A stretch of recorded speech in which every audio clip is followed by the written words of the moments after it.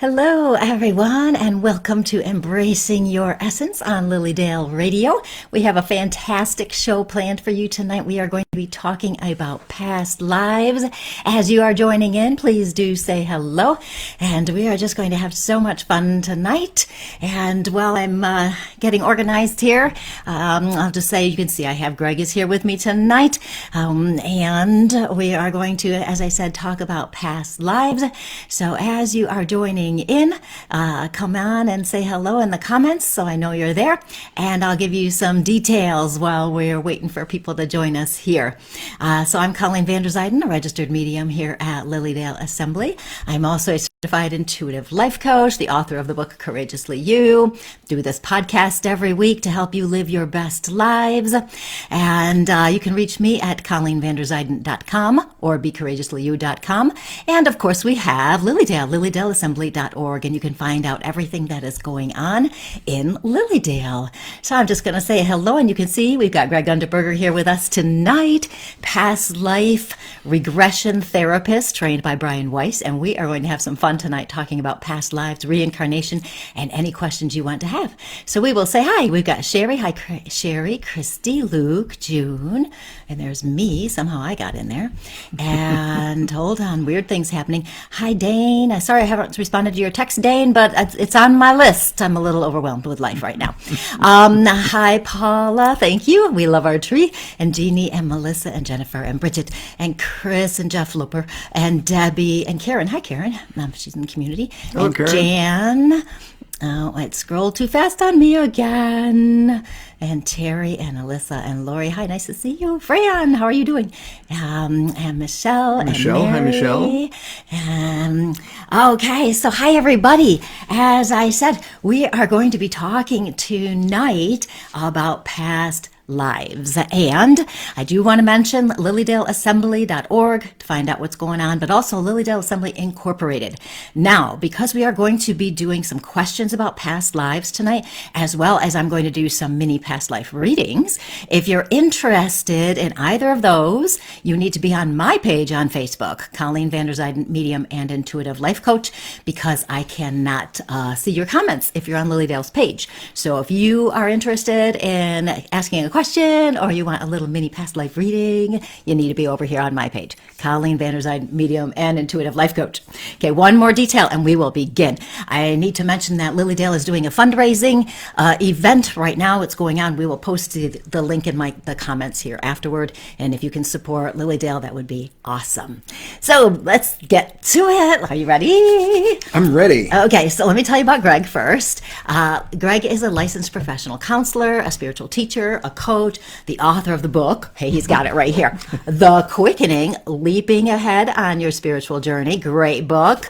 And if you don't have that, you want to get that. And he is a certified past life regression therapist, certified with Brian Weiss. And he'll explain about Brian Weiss in a moment. And some of Gregg's case studies are in Brian Weiss's latest book. So can you just give him a little heads up, a little information on Brian Weiss, who he is? Yeah, well, he's the Obi-Wan Kenobi of past life regression.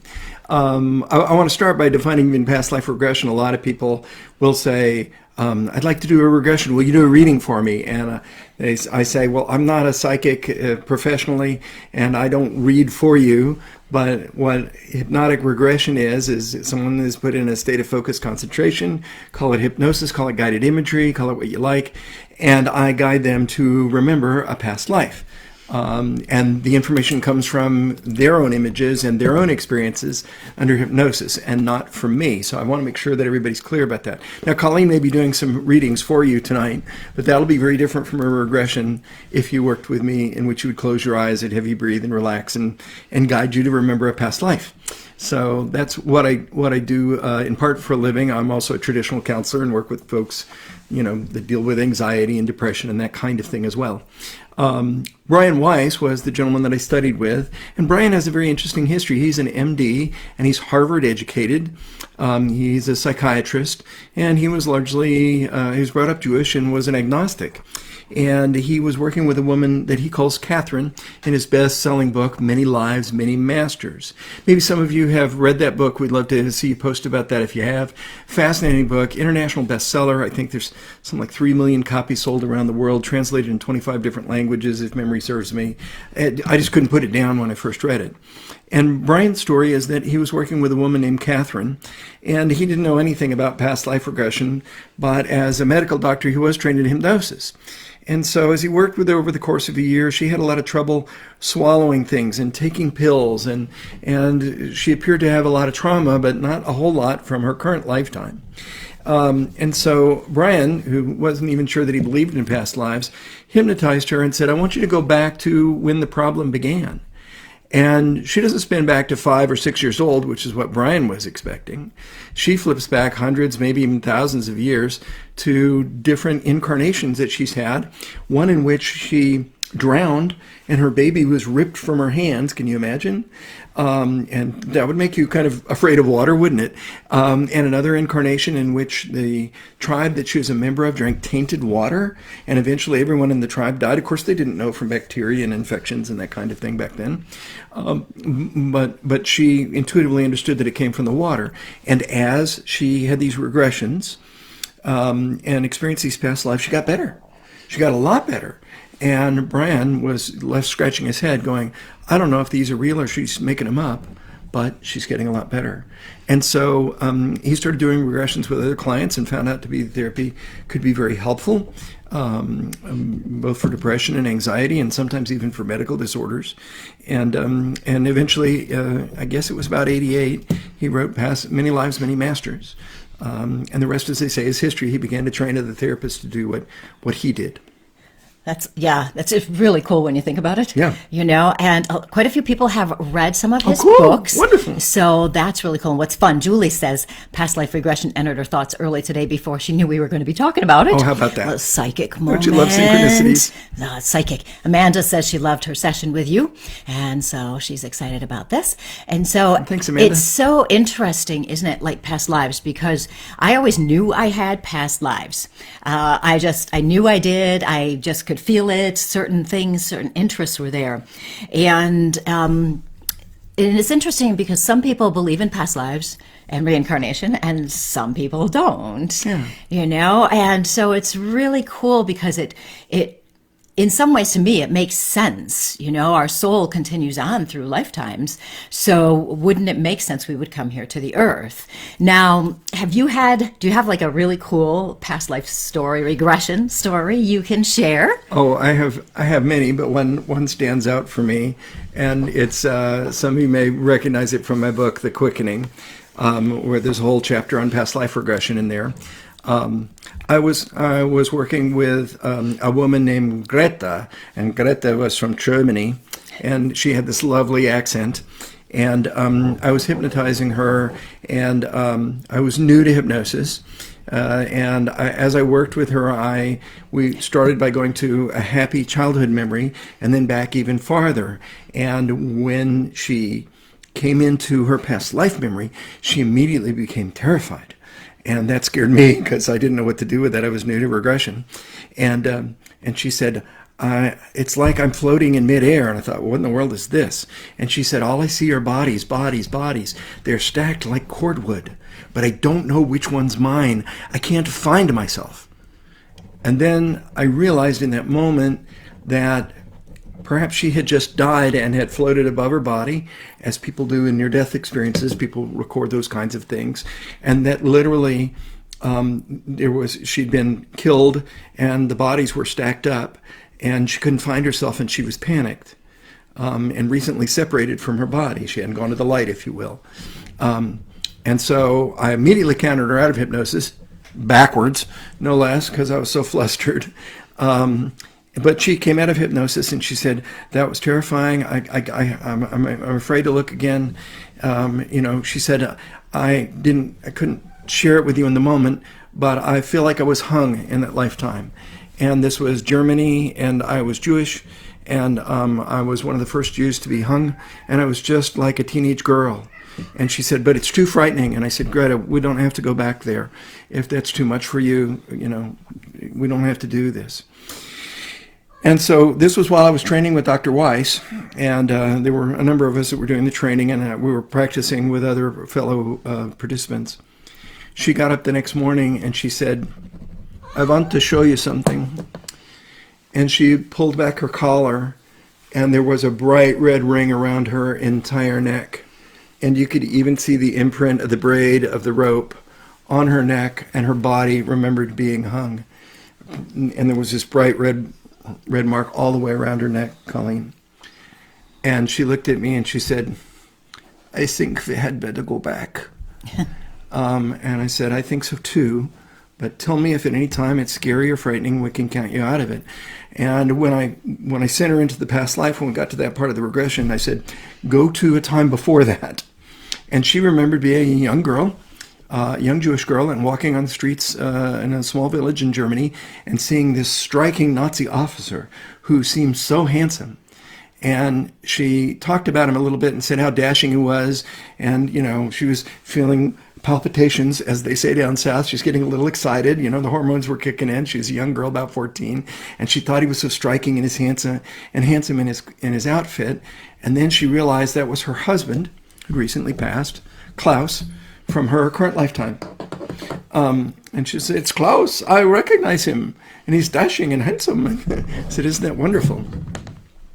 And then we moved forward to another interval in that, and she saw the Nazi officer being very unkind to someone and hitting them and berating them, and she was aghast. Here she was crushing on him, and now he seemed evil or bad. And eventually she confronted him, and that led to her being sent away and being killed. And she said that, but Klaus is very different in this lifetime, or was different in this lifetime. And I came back to work this out with him, and she said the German people as a whole carry a lot of guilt about World War II and the Nazis and the genocide. And so he came back sort of on the other side of the coin as a German citizen who was upstanding and a good man, and loved her very much. And she said he changed a lot and was good to her. And at one point she said, but how will I go on without you? She saw him in the regression face to face, and he said that she had to take care of the dogs, which made her laugh. And one other small thing that was funny, I felt this pounding on my back, like somebody taking a fist almost, and went, pow. It didn't hurt at all, but it was like someone really slamming me on the back. And when Greta came out of the hypnosis, I asked her, I said, let me guess, was Klaus an affectionate kind of guy? And she said, well, he was not exactly, how do you say it, a touchy-feely. I said, well, was he the kind of guy that when he liked his male friends, he pounded him on the back and said, hey, good to see you? So, oh, yes, that was very much him. It's just very pounding on the back. I said, yeah, I think he just said, let me know that I did a good job with you and was helpful, because I felt him pound me on the back. So it was really a beautiful experience, and ultimately very healing for Greta, as she better understood her karmic connection to her husband. It's very cool. Isn't that cool? Now, it is interesting, like looking at some of your comments and some of the questions you're already asking. We love questions. Yes. Somebody said, Mary said something about spontaneous memories. And like you may, we think about signs of a possible past life or that we've been reincarnated. What are these kinds of signs, if you will? And some of them could be that you came into this lifetime with some skills or abilities that are exceptional or really strong. I had a violin student, and as soon as she started playing violin, she was amazing at it. And I said to her, you must have played the violin in a past life. Now, she was a kid, but she was interested in that. It's certainly possible. You might have some faint memories, or something that just kind of calls you to that, some feelings that don't necessarily pertain to this lifetime. That we always talk about meeting our soulmate, right? You have this instant attraction, this instant like to somebody, or an instant dislike to someone. And it probably is, a past life connection. And this, we always have to say this, is that if you meet somebody and you're really attracted to them and you think, oh, it's my soulmate, he's found me again, he could have murdered you in a past life. Okay, so don't automatically just jump into a relationship because it feels familiar, because sometimes familiar isn't good. So you definitely want to think about that. Ashley's asking about a recurring dream from childhood until now, right? Yes, very common. Yeah, so and it is interesting because sometimes you just know something. Silvana is saying that she was born a good must have been a good dancer in a past life because she loves dancing so much, and her friends say that she's good at it. So that makes perfect sense to me. Probably any skill that we have had in other lifetimes. I worked in advertising and also obviously wrote a book. And as it turns out, in my most recent incarnation, I was a reporter for the Philadelphia Inquirer. So some of that writing ability, I think, came with me. That's kind of cool. Yeah, it's interesting. Okay, so many questions and comments flying by me right now. Hey, wonderful. Keep them coming. Okay. Just be patient with us. Okay, and try and get some. We'll try. I want to get to as many as we can. Yes. And there's so many questions. So Robin wants to know, do we incarnate with the same groups of people? Yes, we do. Some people Dr. Brian Weiss likes to call those our soul pod, our pod of people. We incarnate very typically, and not only do we see that evidenced in many, many past life regressions, but we also see it in near-death experiences. People will talk about people that they recognize. Hey, we've got a cat here. That we recognize from other lifetimes in a near-death experience. And, of course, the famous psychic Edgar Casey, who I'm a fan and a student of, said that we incarnate with people both that we like. We just want to hang out with them. It's like, hey, you want to go back to school with me? Let's go back down to earth and see what cooks. Well, I will if you will, which is kind of nice. And also those that we have to learn from and grow from, those people that are difficult. As Colleen knows, one of my favorite stories is from Wayne Dyer, who talks about the family members. And if you have family members, you have definitely been incarnated with them before. And Wayne likes to say, we usually have the most karma with those people than anybody else. He says, because family members are the unflushables. And by that, you know how it goes, where you try and get the last of the waste down and it flushes and something floats to the top. Isn't that the way it is with family relationships? We try and work them out, and where we think we're going to get away, and they sort of keep floating right back to the surface again for us to work through and forgive. And there's probably some karmic memory there. Yeah, absolutely. And, it's interesting. I think about my son was adopted, and he, as a child, was very afraid of oceans and deep water. And as I was kind of feeling into that, and that was before I was really more aware of these kinds of things, but I recognized that he had had some kind of a past life more recently where he probably drowned, or he thought eaten by a shark, and that could be true. So something happened with him on the ocean in a past life, and that has affected him to this day. I know I drowned in a previous life, and I will not go in water over my head. And we were talking about this the other day. I could try to overcome that fear, but I don't want to. So maybe next lifetime I will. But so we could have things like that where we just know. Someone asked if deja vu is a part of past life memory, and it can be, I would think. Mm-hmm. After I moved into Lilydale a few years ago to live here full time, I was having deja vu all over the place.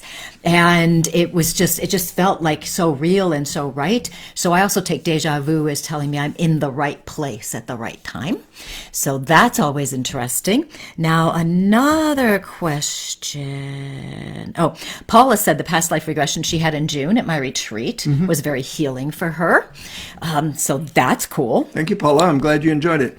Yes. And so loving your questions.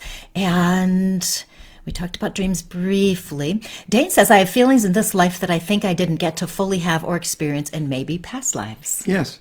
Yeah, I think we have the opportunity. We see this in regression therapy based on what people report in past life regressions. that we choose our incarnations.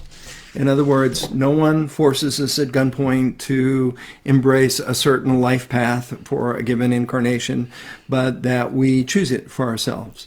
And we choose the lessons that we want to work on. And doesn't that feel very different from like, oh, I've been a bad boy in my past life, and so big mean daddy God is going to wag a finger at me, send thunderbolts, and punish me by making me do this, as opposed to the soul wants to grow. And if we've dropped the ball in a prior lifetime and we did something hurtful to someone, then we may choose an incarnation in which we experience the possibility of having that reverse happen, and it comes back to us, not as punishment, in my estimation. And I would refer to Edgar Cayce, the famous psychic who gave readings about this, who said there is no karmic debt, there's only karmic memory. And so we want to work out, we want the soul part of us wants to work these things out and resolve these issues.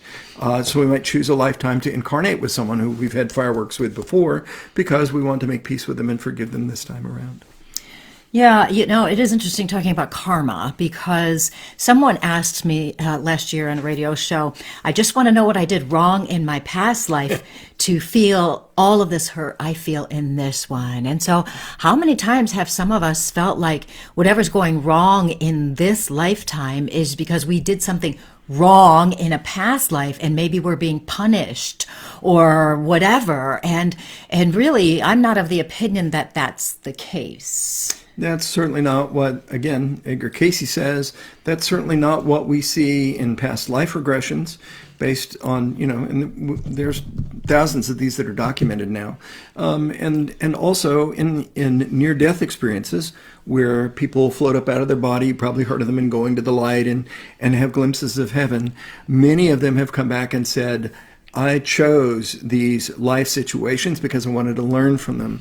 I chose to be in this marriage because I needed to learn how to love and take care of myself and leave the marriage maybe. Or I chose to stay, my son was born with this illness or something, and I learned how to love him and be committed to him even though the illness was difficult for me. And I was unable to do that maybe in another lifetime. Yeah, I'm definitely of the opinion that we choose our experiences when we come into this physical life, but we always have free will. So it's not like everything is predestined necessarily. But then again, if you start really going at it philosophically, we could go, well, I want to do this, but if I change my mind, then that was predestined, but really it's not important. What's really important is to recognize you have free will and the power to experience the life the way you want to experience it. I think more than anything else, it's a reminder that our free will, let's assume, go along with me, and assume that we do choose our incarnation. And so then those people that we bump heads with, we have something to learn from them. Okay? And I want to be very careful here because a lot of people, it means, so my dad was really abusive, so I have to go move in with him and spend a lot of time with him and let him keep abusing me. Probably not. But there might be a lesson of you stepping back and trying to forgive him and trying to do that from a place of love, both for you and for him, and to step back so that this person doesn't continue to hurt you or abuse you because, in the metaphysical tradition, we're holy children of the divine or the universe and radiant and good at the heart of us. And if someone is mistreating us, then we should step back from them. So, but the idea that we can embrace whatever's happening in our life, like, this is a karmic lesson. I wonder what this person's the day to teach me about loving myself by how kind they are to me. Are they teach me how to set boundaries? Are they teaching me to step back and love? What could they be teaching me? It could make life very rich and interesting when we take it on that way. Yeah, it's so interesting and cool when we think about it. Yeah, very different from just simply being reactive to everything. Yeah, now we have a question, and also I've got a comment here that I want to address. Mary asked if you could be freed from the trauma or limits of a past life if a psychic tells you, or do you have to do it in hypnosis? Do you want to address that at all? Well, the question is a little bit tricky. What I would say is the lessons that we need to take on for our karmic growth, are going to be the same. We're going to have to take them sooner or later. We can postpone those lessons. We can use our free will to say, I'm not going to take this on right now. I'm just going to run away from it. And I don't think God sent thunderbolts or anything, but we will have to take that incomplete lesson. Okay, but it doesn't have to be with the same person or the identical karmic situation. I don't believe that, and I don't see that. I don't see that from psychics. I don't see that in near-death experiences. I don't see it in regression work. In other words, if my issue is I spent a lifetime sacrificing myself so much for others that I didn't do anything to take care of myself, then I'll have an opportunity to learn that lesson in some form in another life. Does that make sense? I think so. Yeah, and it is interesting too, when we're talking about past lives, because there are certain past lives, like I'm going to do a past life reading in about 1 minute right now, actually. And what I'm going to do is connect to a past life that is pertinent to this lifetime. And so lots of times when he does a regression, there's a reason for it. There's some kind of a connection, okay?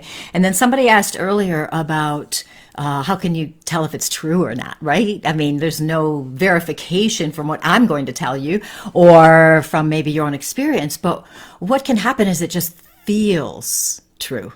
It feels right. When people have a regression and it's successful, and do they believe it's true?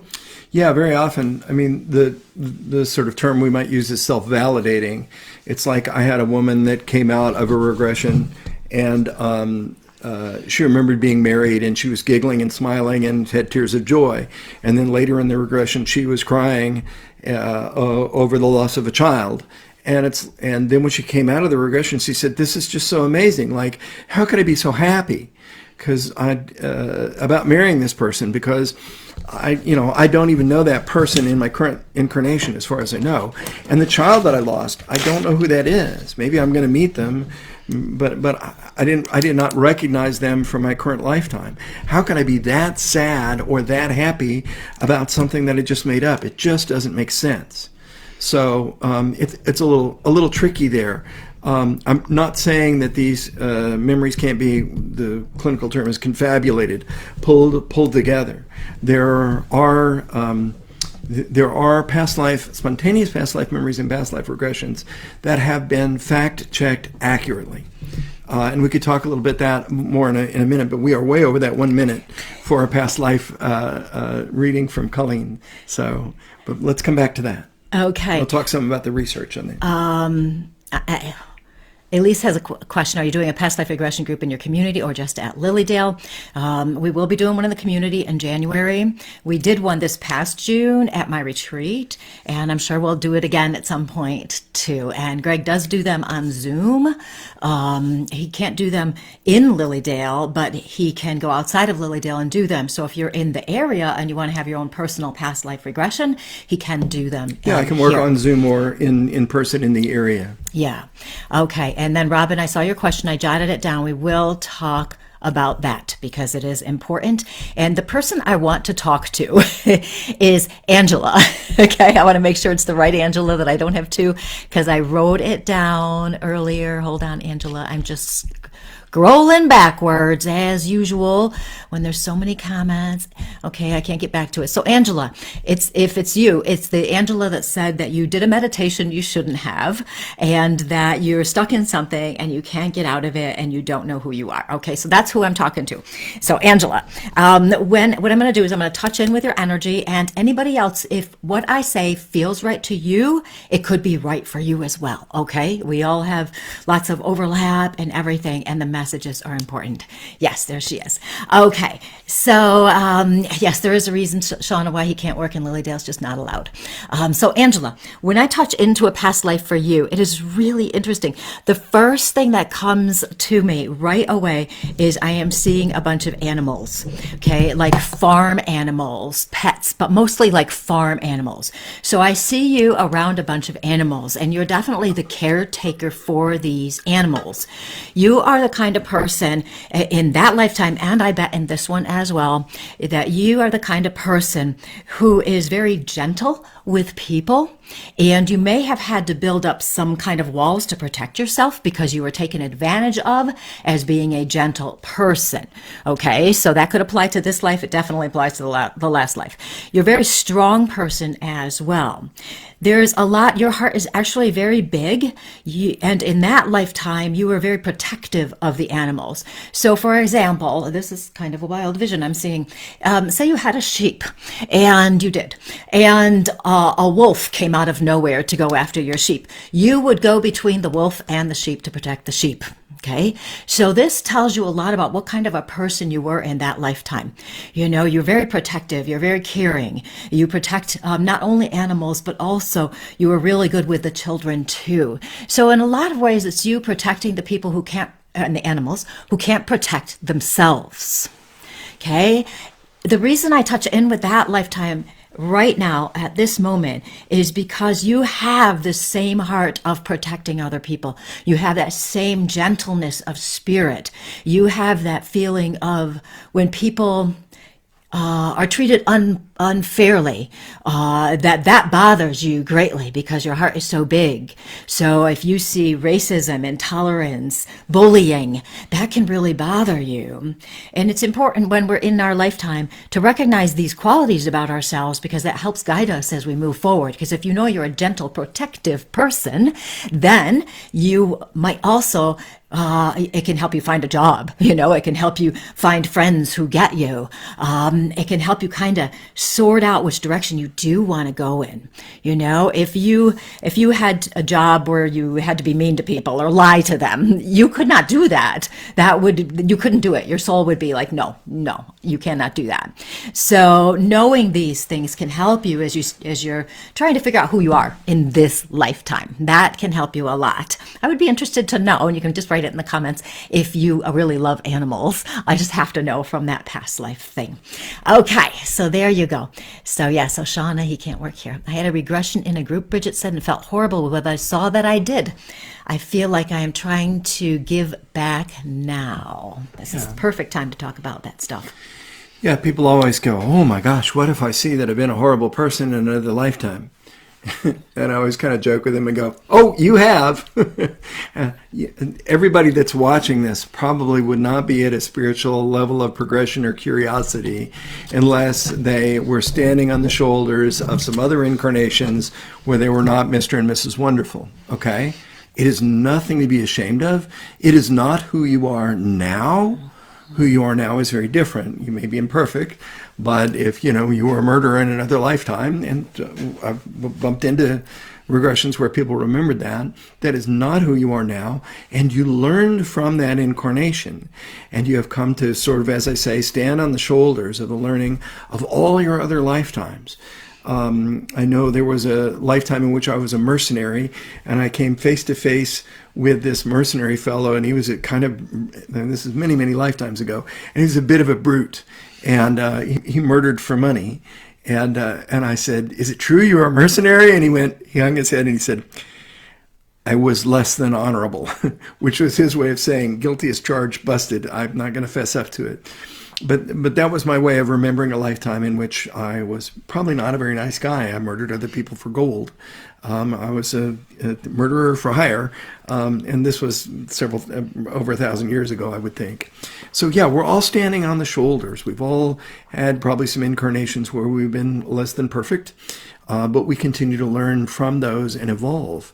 And we take that potential, at least, of where we left our last lifetime with us. We don't always achieve everything that we set out to do.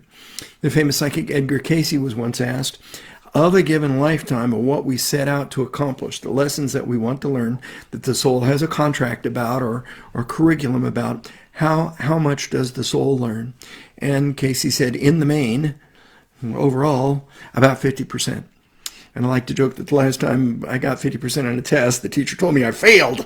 But, maybe that's about average. So we're not going to learn everything that we set out to learn, but there's always next time.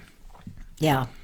And it is interesting because I have met some people who are really caught up in their past life, and what was interesting about this is they were so kind of stuck there. Well, I did this in my past life, and I've got to work really hard in this life to overcome it or fix it or heal it. And they were so focused on that they were actually stuck. And it's like they couldn't consider the idea that past life was there for the lessons. Mm-hmm. We learn the lessons, and then we move on from it. And we start out, and really, I kind of like to think that we start out fresh with each lifetime, but with maybe greater wisdom. Yeah. Right? I think a lot of those lessons go with us. I remember being a kid and first hearing about reincarnation, and it was just like, it didn't seem odd at all. It's like, well, of course. If the universe or God or the divine is infinitely loving, really, they're going to give us one chance and then we're going to roast in hell? If we drop the ball or we brought up in the wrong neighborhood or,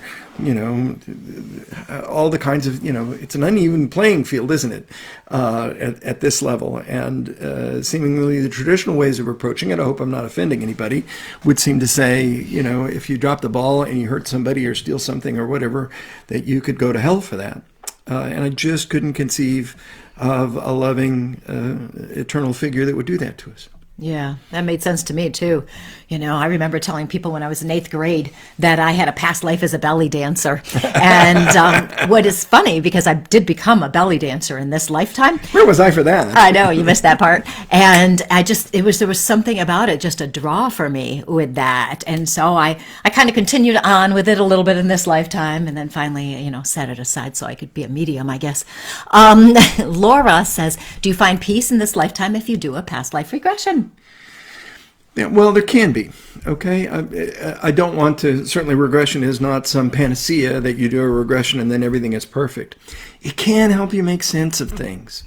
I have a lot of conflict with a particular relative of mine who is not terribly grounded, mentally ill.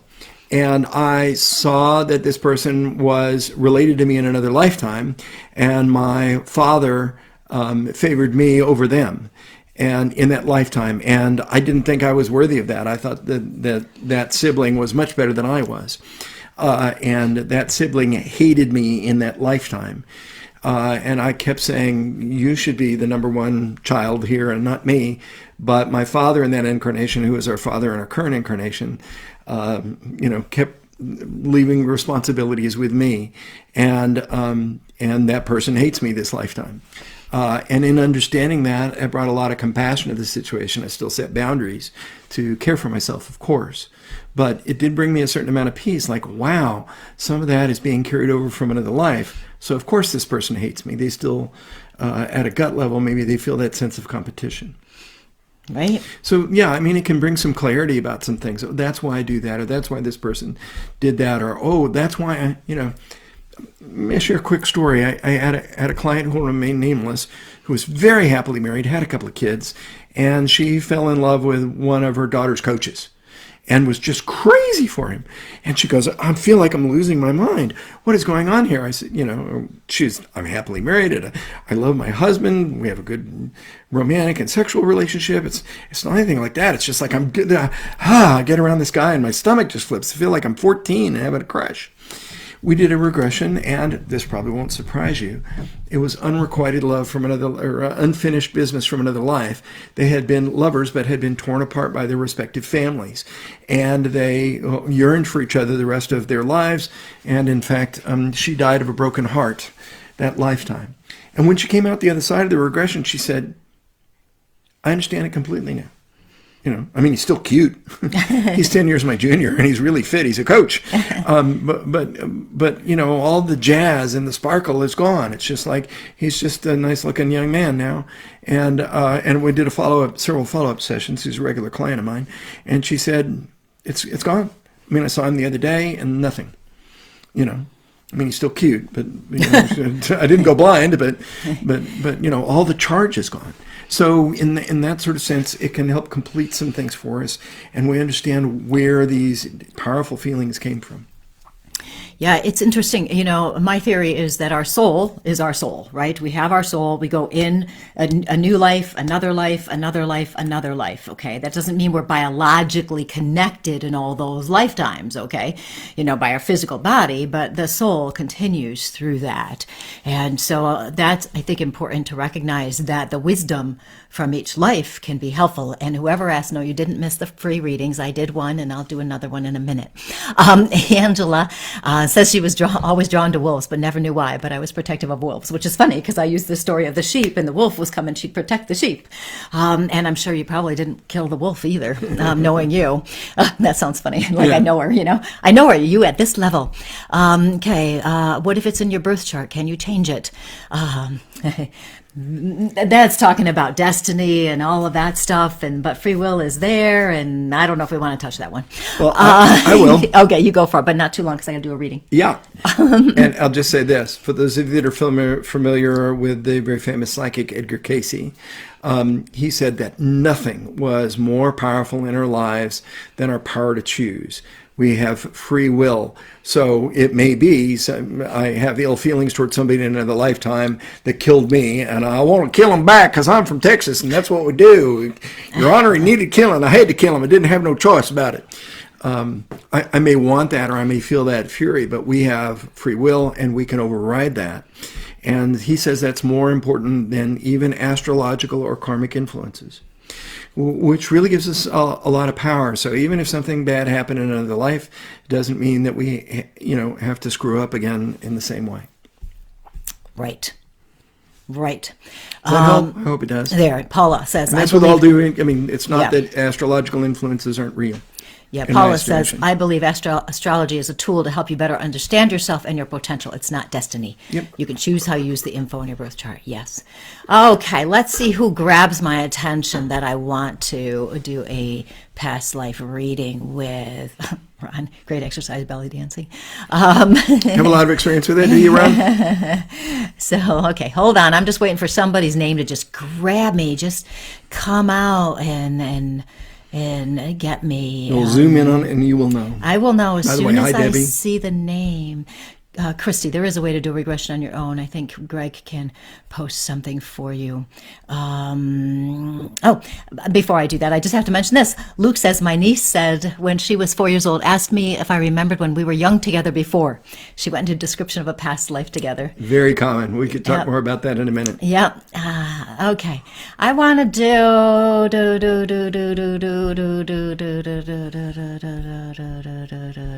Alyssa. I want to do Alyssa. I don't know why your name grabbed me, but it did.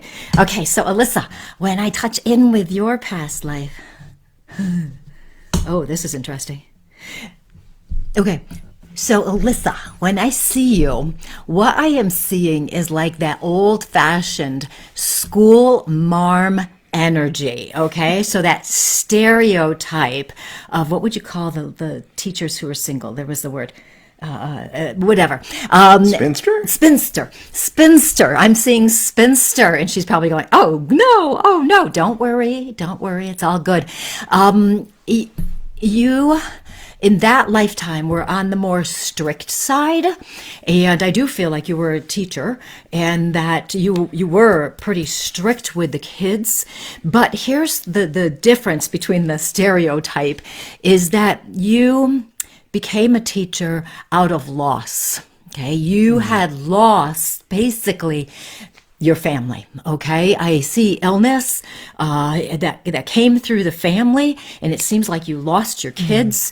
And I'm not sure where your husband was in this. You were a female in that lifetime, and I'm not sure where your husband was in this, but at this point you were alone. Okay, so you had lost, there was a lot of grief there, but you wanted to make a difference and you wanted to help, and you really did love kids. And so a little bit was putting up a little bit of a wall to not get too close to the kids because it kind of reminded you of the loss. But on the other hand, you loved them so much and you would have done anything for them, kind of like when I was talking to whoever I was talking to before, Angela, I think it was, about her protecting the animals, you protecting the kids. Like, there's a theme. I got a theme. And so it's really interesting to see that that lifetime for me, because I know you were intelligent. I know you were smart, and I know you were a very hard worker. This was like your focus. This is what you did. Everybody could count on you, and you were always there. And it was a way to work through your grief, but you carried that grief through your whole life there. And with this, like pertaining to this lifetime, I would expect that you love children. I would expect that you also have a big heart. I would expect that if you have a loss or sadness of any kind, that you feel it deeply, like feel it so deeply. And I also expect that you are very good at connecting with people, and almost intuitively to me. And so there's a little bit of intuitive feel with you there, with how you connect with people, like the empath abilities, that kind of thing. So there's that there. And also there is a real distinct feeling, and you'll have to let me know if this is right, that you like to follow the rules. Okay? Because back then you followed the rules. And I'm wondering if this lifetime you learned early to follow the rules, if that's been a pattern or habit for you. Yeah, so you've got a lot of strong characteristics and a lot of depth there. And the loss in that lifetime has made your heart even bigger in this lifetime. So there's that for you, Alyssa. That was kind of fun. That's very interesting. Yeah, that was kind of fun. Remember that time I told somebody they were a hooker? So that was fun too. Okay. Somebody had to be it, Right?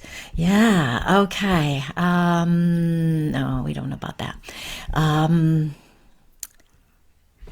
Well, Okay. while you scroll. Yes, you scroll. You talk. I'll scroll.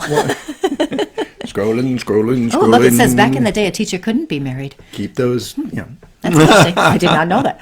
Yeah, that would make sense.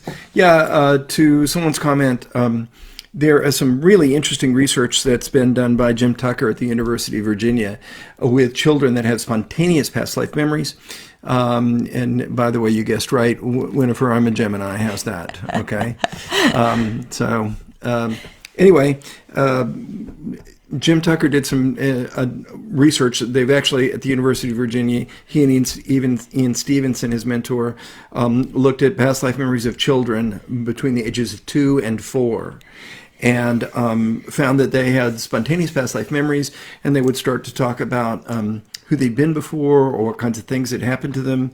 And in fact, usually if they died in traumatic ways, through suicide or by accident, or they were murdered, they would often have dreams about those kinds of things, and then a lot of that information has been verified. So if you're, I'm not saying that we can say absolutely and concretely via science that reincarnation is real, but there are plenty of stories of children. A 3-year-old doesn't make something up, about a past life in Hollywood, which I can tell you about, where he acted in movies with George Raft and could pick himself out from another lifetime in a picture book, all of which is well documented by Jim Tucker. They don't do that kind of thing spontaneously or just for a kick. So there are lots of children who have spontaneous memories that are well documented. Yeah, my daughter actually told me when she was like 2.5, 3 years old that she was my mother before she came here. And I was like, what do you mean? And she said, before I came here, I was your mother. And it was, I always tell this story because it was just so mind-blowing to me at that point. And I always say it made sense because she knew how to calm me down. I'd get really stressed out, and she was 3 years old telling me how to relax. And that's not normal. And so, we've already discussed that next time we're going to come back as sisters. So Nikki says, a friend of mine has told me that we were sisters in a past life. Is regression the best way to find out more about this? Yeah, probably. I mean, to be honest with you, not to look for business here, but a regression could tell you. But, in some ways, does it matter? How important is it? I mean, it's curious. A lot of things people want to know about what happened in a past life. If there's a connection to someone, there's probably some lesson that you need to learn from them. And again, it doesn't have to be a painful one. Sometimes people are really loving to us. And we go, gosh, am I worthy of this? Oh, I really am worthy to be loved. And this person is teaching me that. And lessons can be happy ones. We don't realize that. As well as difficult ones or painful ones. Yeah. Soulmates, according to Casey, are those with whom we have lots to learn. And some of those people are soulmates like we think about yippity skippity holding hands. Even among the best of soulmates, there are always lessons to learn, romantic soulmates. But soulmates, again, can be family members that are difficult and people in business that we have trouble with. And yes, your ex-husband and your ex-wife, you had an incarnation with them before and you came back to work on this thing again. And just because you divorced didn't mean you failed the test. It might mean that you got it right. Like, hey, I don't have to put up with this anymore. Or if our paths diverge, then I need to be on my own way and follow my own heart, even if my spouse can or won't do that with me. Yeah. Yeah, it's interesting. So Angela says she'd like a full reading, but notice I don't have any days available. Yeah, I'm so busy teaching right now. But as soon as I get new options on my calendar, people can sign up for readings. I'll post it everywhere so y'all will know. Definitely will be in May for sure. I don't know about before that because there's just so much going on. And I do want to mention. Oh, that's interesting. I do want to, sorry, I got distracted by the comments.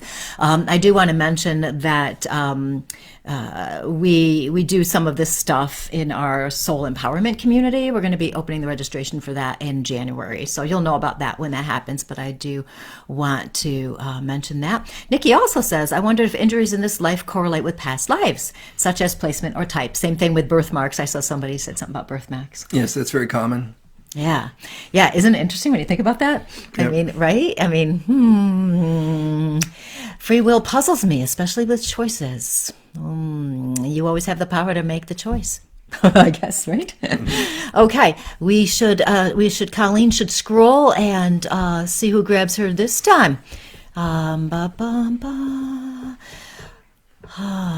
What is that community? The Soul Empowerment Community. It's an online community where we do 2 events every month, all sorts of things. It's all about helping you get unstuck. You know, if you're feeling unseen, unheard, you feel like you want more out of your life. And we teach classes and events there to help people connect with other people, connect with themselves, connect with the divine, learn more about metaphysics, whatever topics they want to learn about. Okay, Mary, I want to go to you. Love a past reading. Goodness me, you should pick a Gemini, Colleen. I wouldn't know a Gemini if I saw one. So Mary, I'm going with you. This is weird. Okay, so Mary, you know those guys in, I don't know, India, and they play the instrument and the snakes come up? Snake charmers. That's what I'm seeing. I can tell you I've never seen a snake charmer in a past life reading before. I am seeing a snake charmer. And that is very interesting.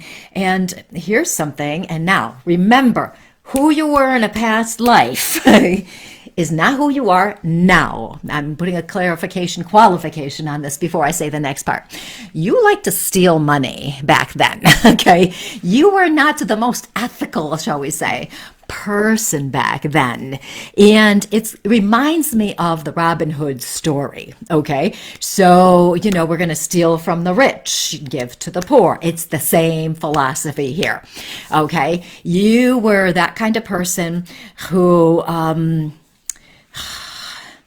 you were all about wanting to make the society more equal.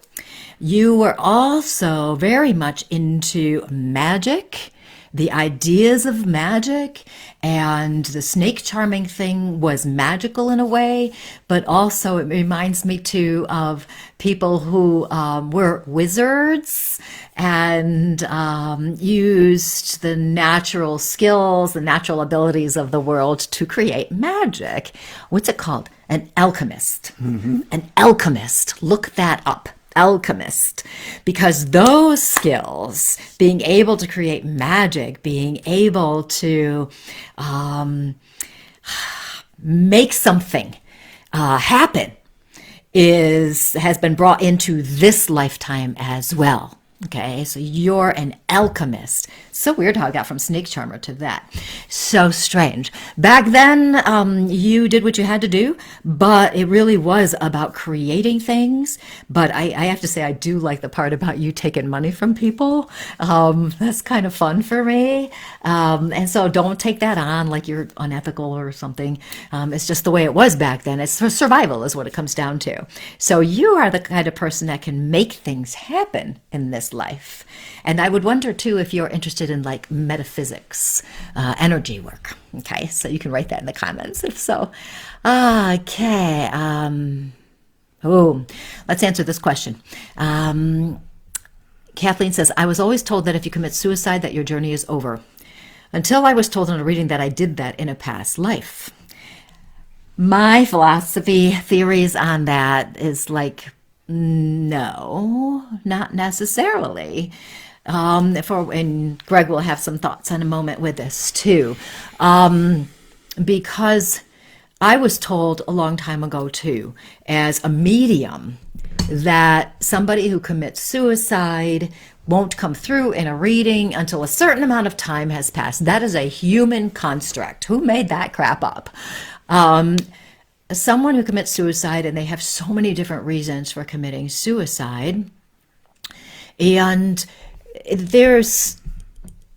my belief system is that the divine energy would not go, oh, it's done for you. You're never going to get to go back again. Your life is over. Your soul is whatever, or anything like that. So my feeling is it is just as it is. And what did she say that your journey is over? Like, I don't think you'd be done incarnating because you'd still have more things to learn. Okay, Mary says that makes so much sense. Yay. Yeah, my take on it from several perspectives. Number one, the soul is eternal, okay? We've made if we've had all these incarnations, and we have, the Buddha was asked how many incarnations before, we escaped the cycle of the wheel of life and death. And he said, imagine a condor with a string hanging over it and a feather grazing across the top of a mountain. And, the number of times the feather has to go before the mountain is wound down is how many lifetimes.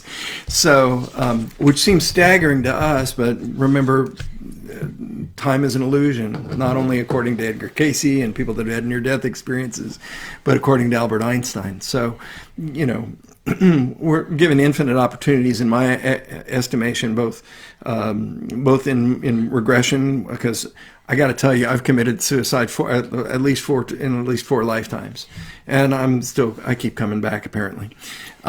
So these are mistakes. Are they mistakes that have karmic memory attached to them? Yeah, of course. Anything that went incomplete because someone committed suicide, any lessons, it's like if you cut class when you're a junior and you never got your senior year, you're going to have to take your senior year over again. So it's not like there's not some ramifications for that. But it's not the end of the soul's journey. What kind of loving eternal being would it be if they said, okay, if you shoot yourself or take your life, I'm going to give up on you, Right. So we have plenty of evidence that human mothers and human fathers and human friends, when their friends attempt suicide and they live through it, they don't give up on them. They still love them. What would the divine be if it wasn't at least capable of that? See, right. That doesn't even make sense to me. Yeah, so many of our old human constructs came from older controlling religions too, or you got to be this way. Now, it's so interesting, you guys, like how much the time has flown.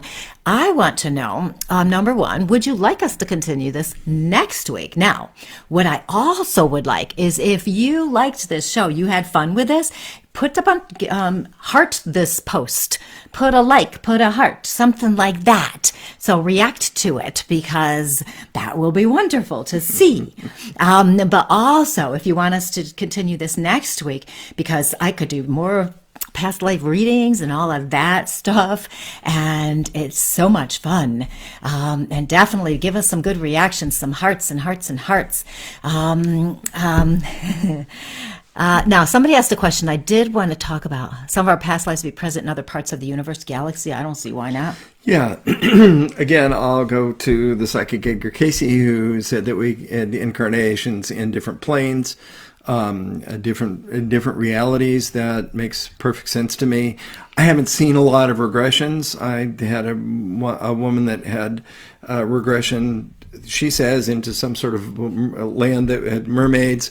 I've seen future progressions where people have seen themselves on other planets in very different circumstances, or as alien beings. Jesus himself said, "In my Father's house," heaven, the great beyond, the infinite, "in my Father's house there are many mansions. If it were not so, I would have told you so," if I remember my scripture right. How would you explain different realities or different dimensions to people, 2,000 years ago? You might use a term like, mansions, many areas, many places to live, so. Yeah. It Yeah, is it's interesting. interesting. I tell you, talking about past lives and reincarnation is just so much fun for me. And it is interesting because every now and then in a medium reading, it doesn't happen a lot, but every now and then it does happen, where I go into a past life with somebody. And it's always fun to see what people think about it. Mm-hmm. Somebody did ask the question that pops up all the time: how will we know when we're done? What's our last past life? Yeah, I don't think there is one. I mean, I suppose until we all get back together with the divine energy and we're all one again, and then we decide we're going to do something else, Yeah, I think a much more useful or pragmatic question is, what am I doing right now to try and evolve, to be a more loving, forgiving person to myself? There are a lot of people watching right now that are much more cruel to yourselves than you are to anybody else on the planet, and to other people. How can we learn to take care of ourselves? How can we learn to love and forgive others? I think that's our journey, and that's the pragmatic answer. Like, if I don't want to incarnate, then how can I learn to be more at peace with the planet and with others? And when I've reached that place where I can be happy whether incarnated or not, then, and perhaps only then, I'm ready to move on to whatever's next. Yeah. Right. Okay. So, can you post after a link for them? Isn't there like a Brian Weiss self-regression thing they can do? There's a YouTube video, little 20-minute regression that can be useful. Make sure you don't do it while you're driving, and cut out some time for yourself to really relax. And if you're, I can't state enough. I mean, you will not be able to put down Brian Weiss's Many Lives, Many Masters is his book, and his most recent book is Miracles Happen, and that features my case studies, among others. So you might enjoy reading that as well. Lots of good stories from different regression therapists that Brian has trained with, and people that have experienced regressions. Yeah. So there's so much out there. So what I'm going to do is I will go through all the comments and questions. So if you have questions, we didn't answer them right away, and I wrote down a few, but never got to them. I will write them down. So we will use those next week. We can talk about those next week, and you can ask more questions. You can ask another question now, whatever you want. And I'll make a list, and we'll do what we can. And I'll go through some more past life readings next week. And I mean, if we really go crazy, we could do it for 2 weeks probably. Because there's so much to talk about, isn't there? So, and Gregg will post that later tonight. He'll do it tonight, so you guys can find it. And so you can try it yourself and just, And if I may, I might post a very poignant story about a child who remembered a past life in World War II as an airplane pilot, and knew what kind of plane he flew and the ship that he was on. It's absolutely riveting. The story of James Leiniger, depending on how you pronounce it. So I'd like to post that too, a little one from Network TV about that, because that's absolutely fascinating, and that's one of the more poignant and specific stories with lots of good evidence. Right. Yes, and a couple people are asking how to connect with you. So it's easy. Just look for Gregg Unterberger on Facebook. And if that doesn't work, you can always text me or email me, and I can give you his contact info. He does the past lives on Zoom. They're long sessions, but And he does them in person when we can. And the reason is because in Lilydale, we can only registered mediums can do sessions like these kinds of things in Lilydale. And we cannot, even the mediums cannot do past life regressions in Lilydale because we are a mediumship community. So those kinds of things have to happen outside. Okay, we're going to talk about this next week, and we probably should stop talking. We are a little bit over time, and I'll try to get some more past life readings next week because we have so much to talk about and do. Okay. And I have some more exciting information and stories to share with you. We barely touched on some of the evidence that's out there for this kind of thing, and also some other crazy stories I'd like to share. Yeah, there's a lot out there. So if you're not following my page, make sure you are. Colleen Vander Zijden, medium and intuitive life coach. I'm almost to the next big number, so it'd be really cool if I passed it tonight. So anyway, it was so nice for you guys to come and join with us tonight. Thank you so much for being here and having such great questions. And we will continue this next week and have even more fun next week, if it's possible. So you guys have Lisa, we are waiting to see that statue under the tree. Okay, you guys have a great week. No pressure and there. We will see you next week. Good night, Debbie. Good night, Mindy. Good night, Melissa. Thank you for coming.